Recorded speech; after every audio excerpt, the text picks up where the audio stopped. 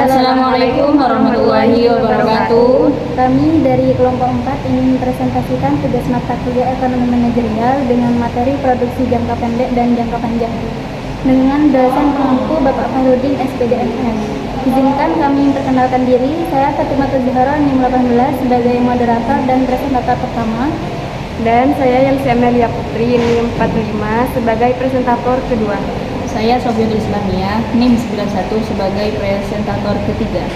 Baik, langsung saja kepada pembahasan.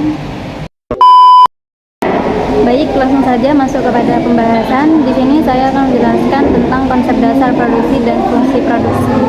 Pengertian produksi.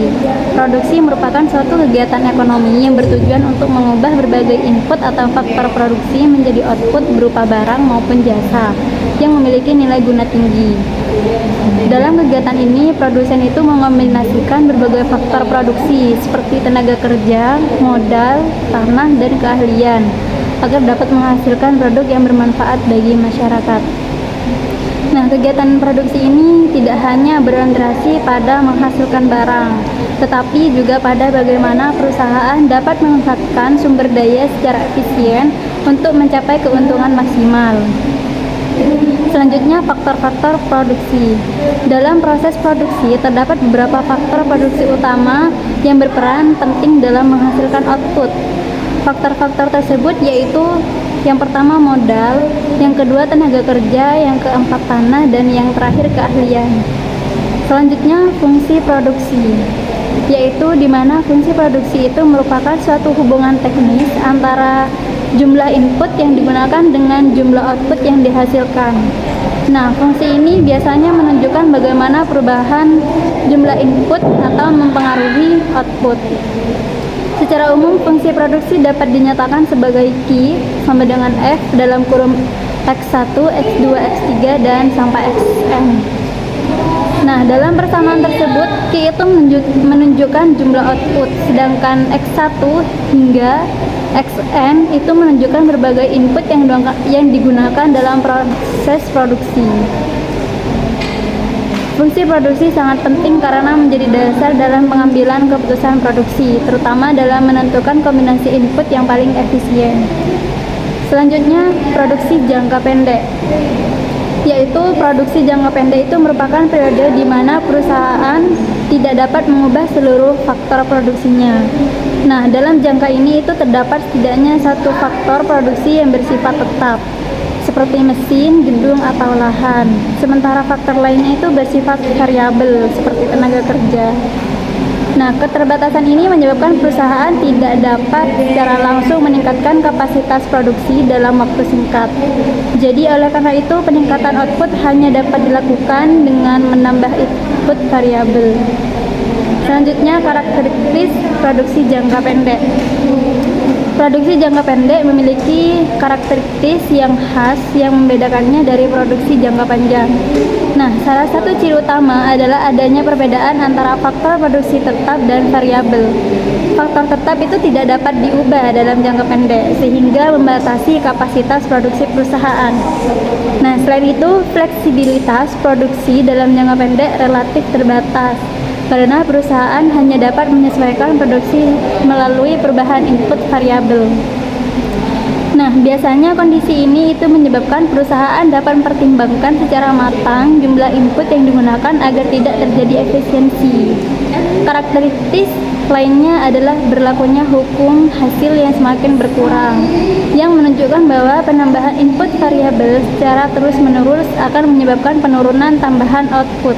Dalam jangka pendek juga terdapat struktur biaya yang terdiri dari biaya tetap dan biaya variabel. Selanjutnya, teori produksi dengan satu input variabel. Nah, dalam jangka pendek perusahaan memiliki input tetap dan menentukan beberapa banyak input variabel yang harus digunakan. Untuk membuat keputusan, pengusaha itu akan mempertimbangkan seberapa besar dampak pengubahan input variabel terhadap produksi total.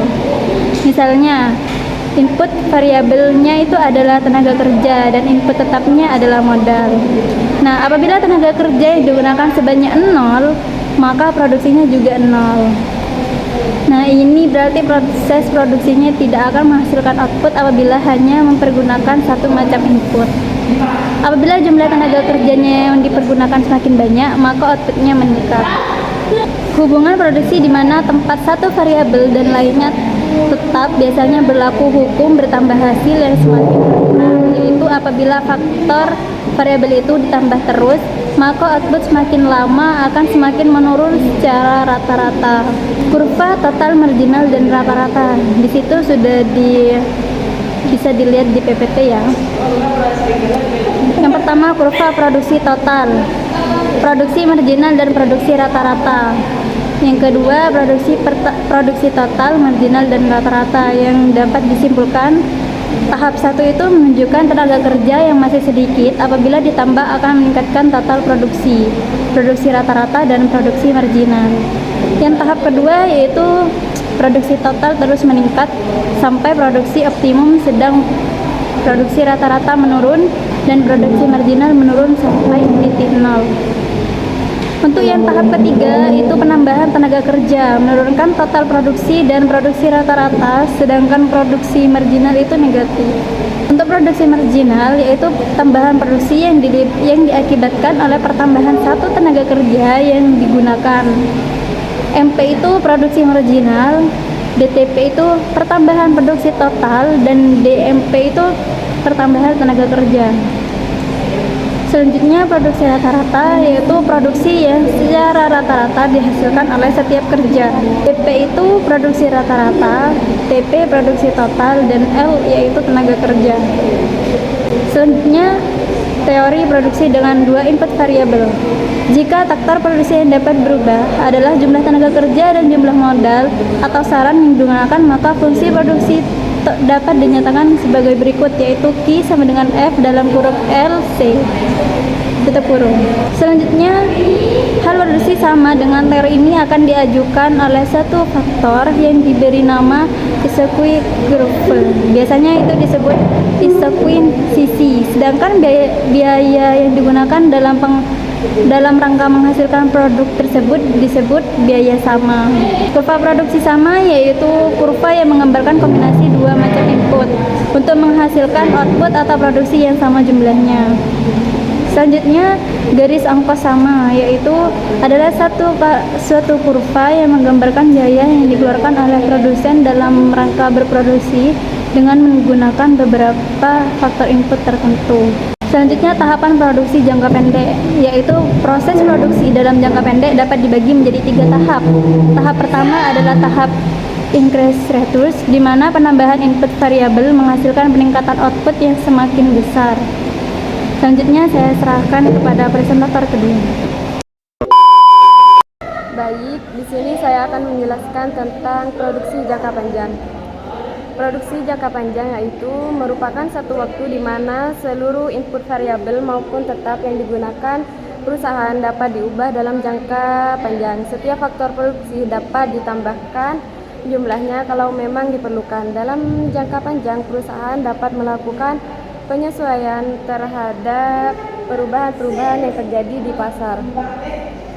Jangka panjang adalah periode waktu di mana seluruh input bersifat variabel. Misalnya 10 tahun, 5 tahun, atau 15 tahun.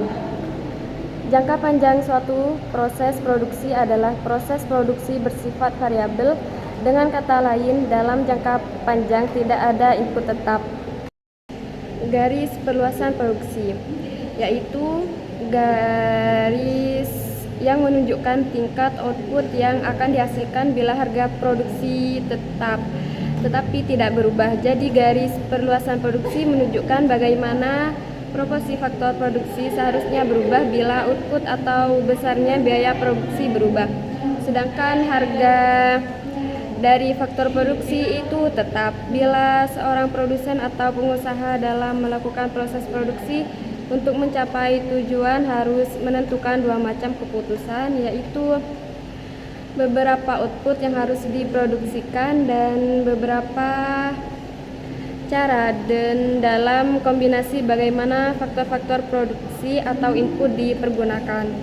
Selanjutnya, karakteristik produksi jangka panjang.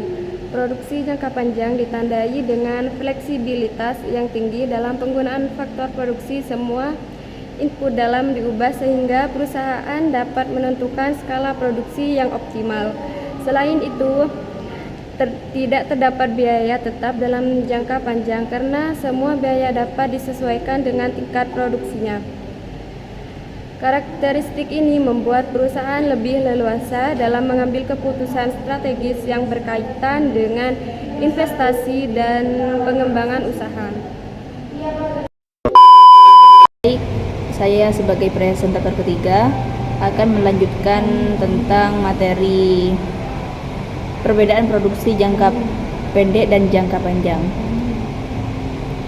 Perbedaan utama antara produksi jangka pendek dan jangka panjang terletak pada fleksibilitas.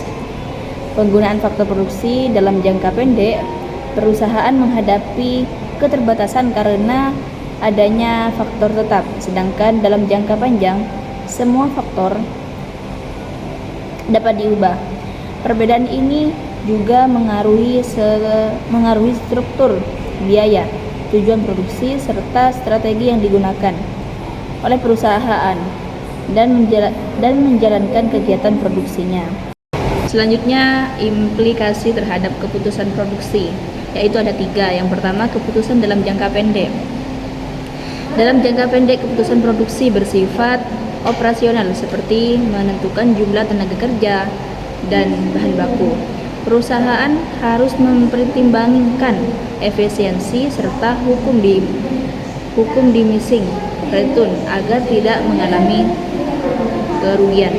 Yang kedua, keputusan dalam jangka panjang, yaitu dalam jangka panjang keputusan bersifat strategis seperti investasi dan ekspansi usaha. Keputusan ini berusaha untuk meningkatkan efisiensi daya saing perusahaan. Yang ketiga, dampak terhadap perusahaan. Pemahaman teori produksi membantu perusahaan dan mengoptimalkan penggunaan sumber daya, menekan biaya, meningkatkan efisien, dan memaksimalkan keuntungan. Baik, terima kasih. Sekian materi dari kelompok kami, kurang lebihnya mohon maaf. Assalamualaikum warahmatullahi wabarakatuh.